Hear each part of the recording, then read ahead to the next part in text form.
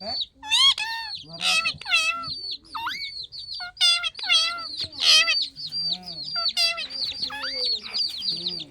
আমার খালি মিঠু মিঠু বলে